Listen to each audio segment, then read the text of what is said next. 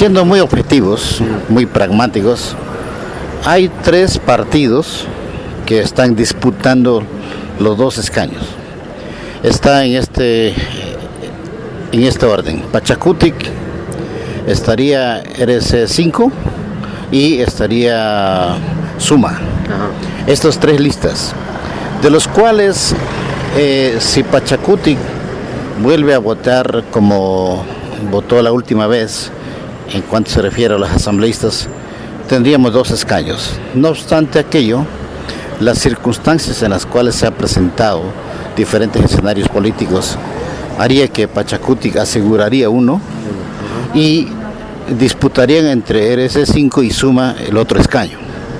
Sin embargo de eso, habría una mayor posibilidad de poder captar mayor votación solo si cuando Pachakutik mejore su estrategia política, que lo ha estado haciendo últimamente.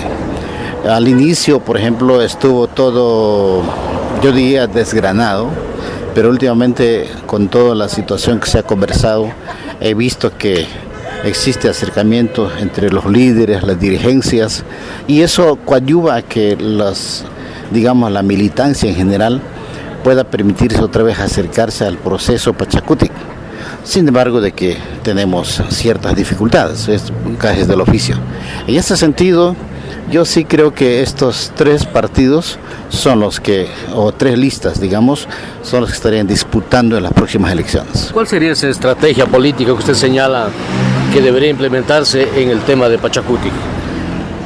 Por ejemplo, no hay que olvidarse, Pachakutik funciona desde la visión colectiva, es decir, las decisiones son siempre colectivas. Existe el liderazgo colectivo, pero se ha abandonado el liderazgo colectivo, decisiones colectivas, y más bien aparecen como compartimentos estancos, es decir, las organizaciones sociales, por ejemplo, por un lado, y con sus problemas obviamente, Pachakutik por otro lado, con sus dificultades, y las autoridades electas por otro lado. Entonces, al no existir una cohesión conjunta, unívoca, que permita visualizar una visión de provincia, sino visualizan una visión personal de dirigencias o de liderazgos, una especie de un gueto dirigencial o de liderazgo. Entonces eso permite un fraccionamiento interno y no genera una especie de una permeabilidad en todos los aspectos en cuanto se refiere al proceso electoral. Segundo, los problemas internos que tiene cada organización, por ejemplo, la FICSH en este momento, ciertamente trastocará la situación política electoral. Pero si es que hay una madurez política, una lectura mucho más allá de una coyuntura, no afectará mucho, aunque sí lo afecte. El caso de la NACE, por ejemplo, y el caso de la NAE están más fortalecidos en el proceso de organización de manera coyuntural. Eso coadyuvaría a que las acciones permitan que se tenga la mayor votación. Segundo, las autoridades electas que últimamente ya han estado activándose en el proceso electoral, significaría que la estructura organizativa institucional permearía de alguna manera la situación de encuentro de las diferentes acciones, tanto de la coyuntura organizativa, política, social, y también la organizativa política, digámoslo así. Y por otro lado, Pachakutik también ha empezado a accionarse últimamente la estructura provincial, y eso hace que da una visión mucho más plausible de poder encontrar en los militantes, en los adherentes, la posibilidad real de que eso pueda ser efectivo en el día 20 de agosto.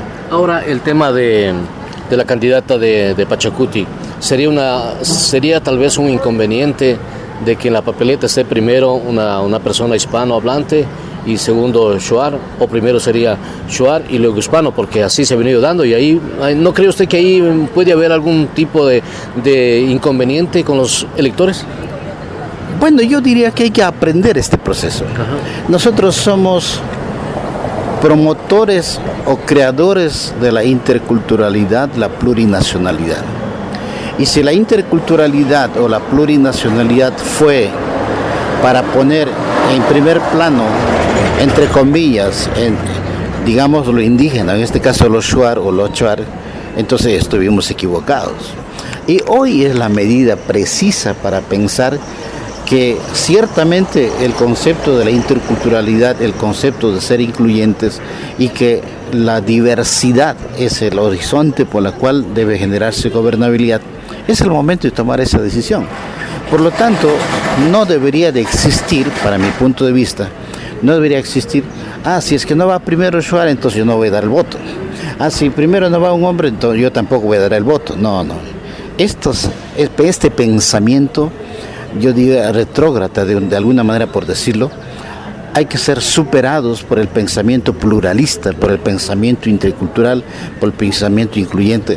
Y yo diría además de eso, por el pensamiento de una sociedad moderna, donde la diferencia no es el punto de límite, sino la diferencia es el punto del encuentro. En esa visión hay que soñar y hay que pensar una sociedad mucho más equitativa, mucho más justa. Por ejemplo, yo digo, a mí no me importa si se va un hombre o una mujer, no importa si va un shuar o un mestizo, pero importante es que va de la lista 18 y se toma una decisión en un proceso político de primarias internas y eso hay que respetarlo y hay que avalizarlo. Pero es que el shuar vota por shuar, no quiere votar por mestizo. Bueno, eso fue un concepto para poder de alguna manera, yo diría, matizarlo, que hay que darle mayor visibilidad del liderazgo shuar. Pero eso significaría como que estamos arraigados a un racismo y eso no está bien. Por lo tanto, por ejemplo, compañero Roberto Minda es producto de un mestizaje, de una mujer shuar, eso es muy raro, mujer shuar y el hombre afro. Ese mestizaje está más avanzado del mestizaje entre un blanco y un shuar, digamos así. Entonces, en este sentido, la máxima expresión de un mestizaje, como el caso de un afro y de un shuar, primaría con una especie de una identidad propia, particular, en este caso de Roberto, que debería darle un sentido de pertenencia a una cultura existente aquí. Por otro lado, la presencia de la compañera Luzmila, en este caso como mujer, sin menospreciar a los hombres, mujer, líder, profesional, con una visión de servicio a la comunidad, ¿por qué no va a tener la misma oportunidad? Entonces, los hombres y mujeres somos iguales, tenemos las mismas condiciones.